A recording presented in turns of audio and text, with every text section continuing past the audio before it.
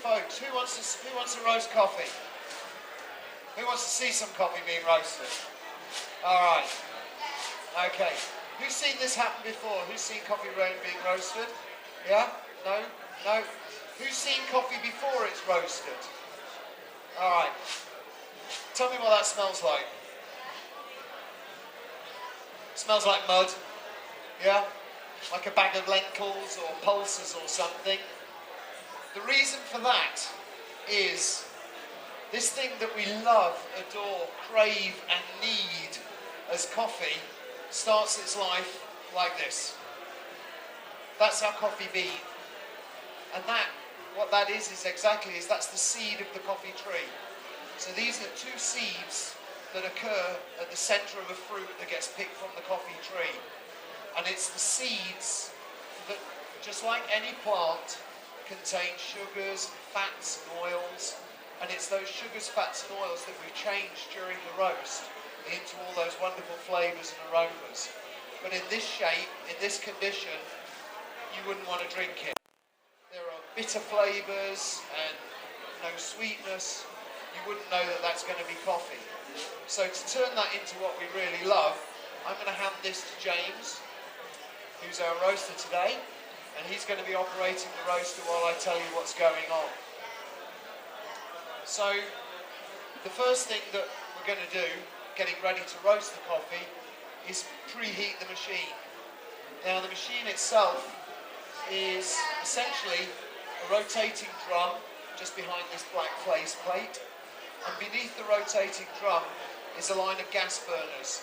And for anybody in the middle there at the front, if you sort of bob down through that hole, you'll be able to see the flame. Now that is kind of similar to what you've got on the stove at home. And that little knob that you've got on the stove to control the flame on your stove is pretty much exactly what we have here. So you can see all of this sophisticated computerized control going into roasting the coffee. Not. That's one thing that we don't use when we're roasting coffee. Electronic systems, computers. This is about a conversation that we're going to have with this coffee. Coffee in an industrial form gets blasted with hot air and in 90 seconds goes from unroasted to dark brown. But nature only works at a certain pace, and Mother Nature controls all the key reactions that happen inside those beans. So if we rush Mother Nature along, she's going to be angry with us, and what we're going to get is dull, flat, not very pleasant tasting coffee. What we're looking to do here today is, as I said, have a conversation with the coffee. The coffee is going to tell us what it needs. And the most important thing in interpreting that conversation are two tools that the roaster spends a lot of time developing through experience. And that's this and this. You can't roast coffee if you're not tasting. We could today show you how to turn this machine on and operate it. We show you how to use it in half an hour. But we then spend the rest of our lives together trying to understand the roasts and working out what's going on and actually perfecting the way of roasting the coffees. So every coffee is different. It has its own taste, flavours, profiles and nuance. And those are the things that we're looking to develop and balance during the roasting process. So inside this rotating drum with the gas flame underneath, we're heating the coffee through radiated heat from the wall of the drum and also the hot air that's passing through it. And by changing the level of the heat over the time that the coffee's in the drum, we'll end up with the style and the flavour and the profile of the coffee that we want. So the first thing we're going to do is preheat the drum. Before James put it in, we were heating the roaster up. But we don't just sit it at one temperature. People ask me, what temperature do you roast coffee at? Well, it's not a single temperature. Because we'll preheat the roaster, then when we put the beans in, cold beans are room temperature, they'll drag heat out of the drum, so the temperature's going to drop. And then it's about how quickly do we bring the temperature up and take the beans through their roast. If we did a hot and fast roast or a cooler and slower roast, we would have a slightly different cup of coffee, even given the same beans going in. So being a roaster is about our interpretation of what's in that coffee. Now, sometimes I think of coffees in strange ways. To me, a lot of coffees are like photographs. I used to be into doing black and white photography, and sometimes you see a photograph that's a very bold black and white tonal image, very dramatic, and other times you see something like a soft and gentle landscape with just soft greys and a grain to the picture. Well, coffees talk to me in a similar way. There are some coffees, say some of the very high-grown coffees from parts of Central America, that have a very citric, very structured character. And they may take quite a bold roast to bring out the character and style of the bean. There are other coffees that have a more gentle sort of caramels, milk chocolate and hazelnuts in the notes. And those might need a more gentle style of roast. So we adapt the way that the time and temperature is used in the roasting according to the coffee. There's no one way to roast the coffee. Whichever type of coffee that we are roasting, though, there's a certain series of things that are going to happen. And the very first thing that we're going to get to... Sorry, it's all right.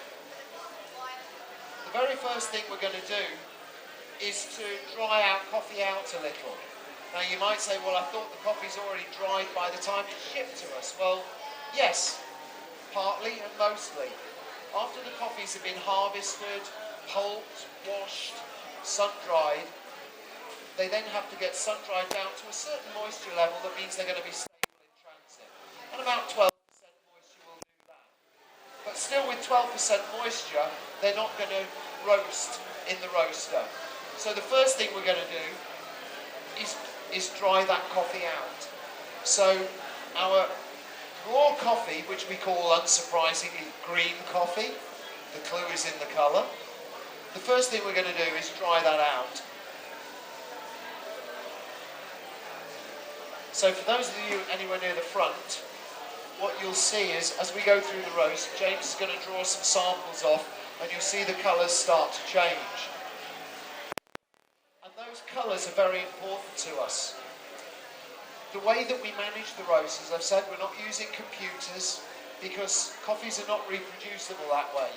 A coffee harvested early or late in the season will need a slightly different roast.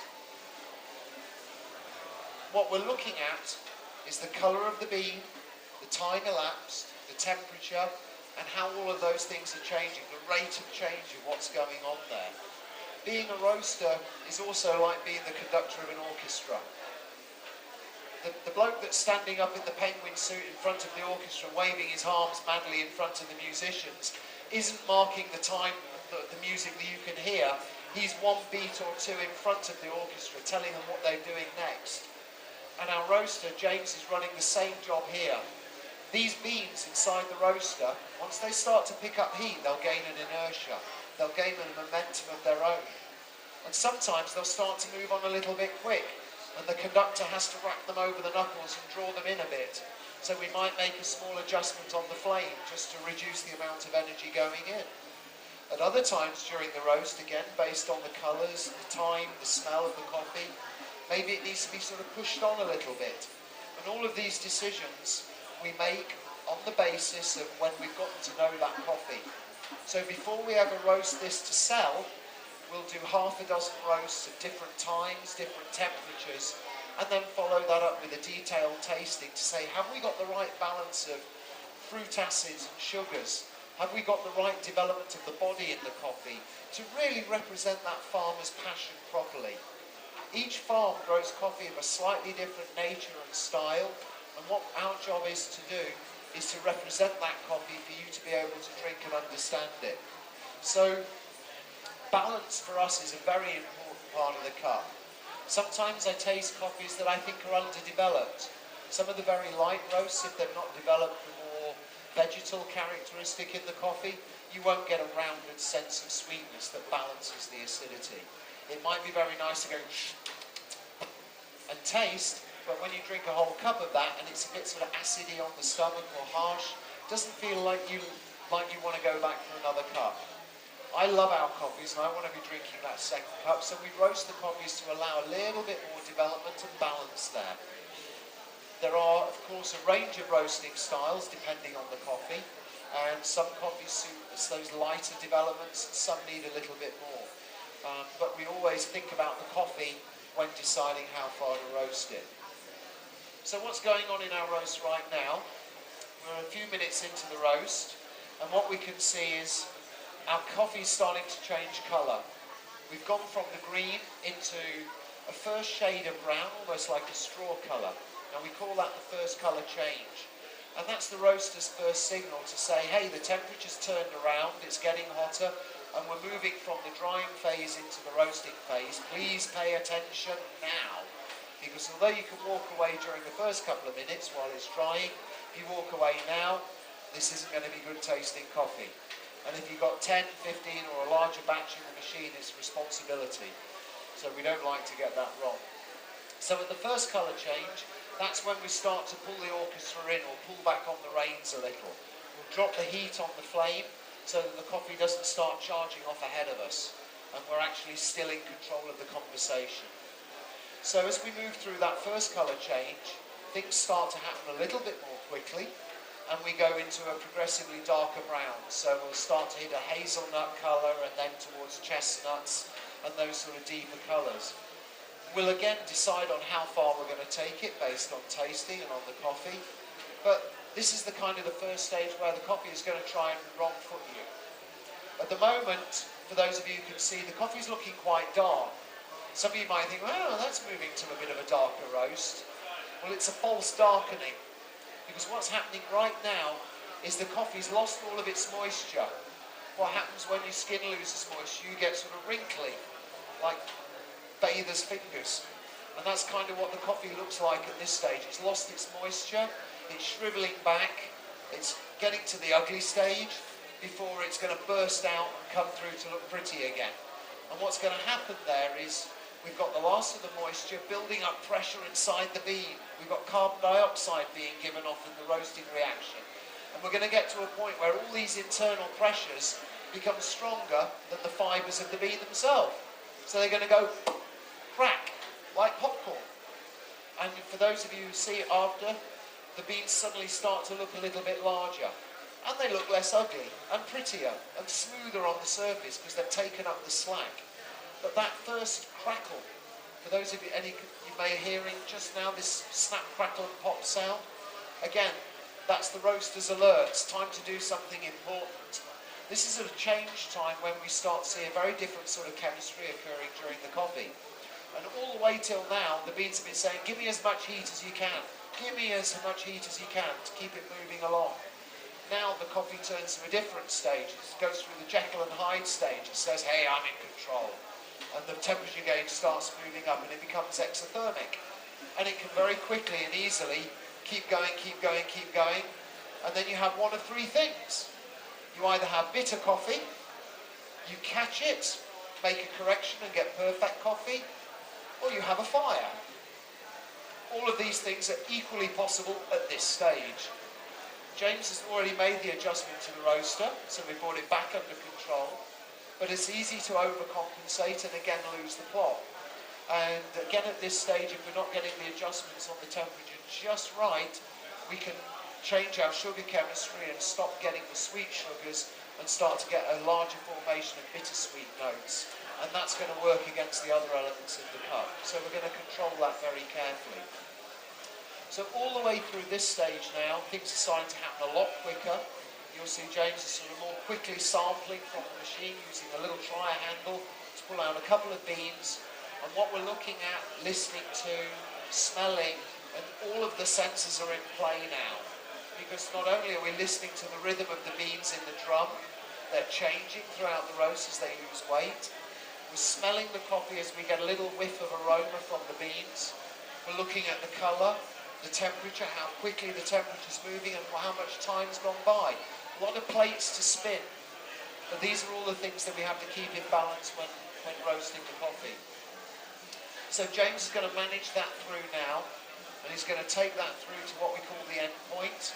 And again, this is a point that we've decided upon based on our experience with this particular coffee and what we want it to appear, how we want it to appear in the cup. So at the end of the process, James has to make a decision on when to open the door and bring the beans out.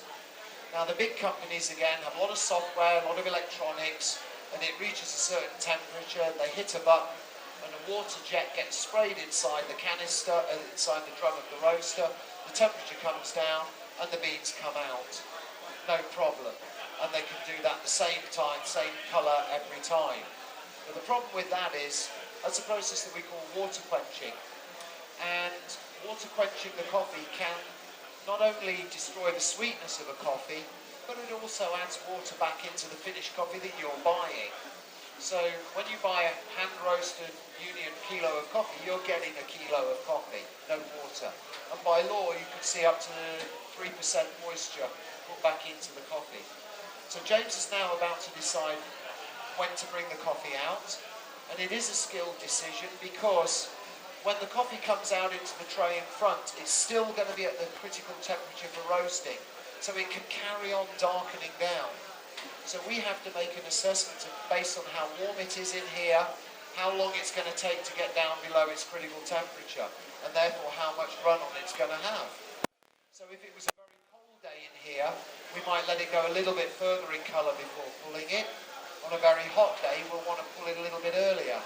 For those of you with good colour sense who are close to the drum, watch the coffee as it comes out. You'll probably see a shade or two darkening down in the tray, but we have to take all of that into account as we're doing it. So at the end of the roast, the coffee is going to be dropped into this tray. We flip a lever and a fan will pull air down through the coffee to allow it to cool. And at that stage, in our roastery here in East London, we would then take the coffee once it's cool, and that would go straight into a foil bag with 0 oxygen. Although we roast in a very artisanal way, and it's a purely hands-on, here we go, there's the money shot.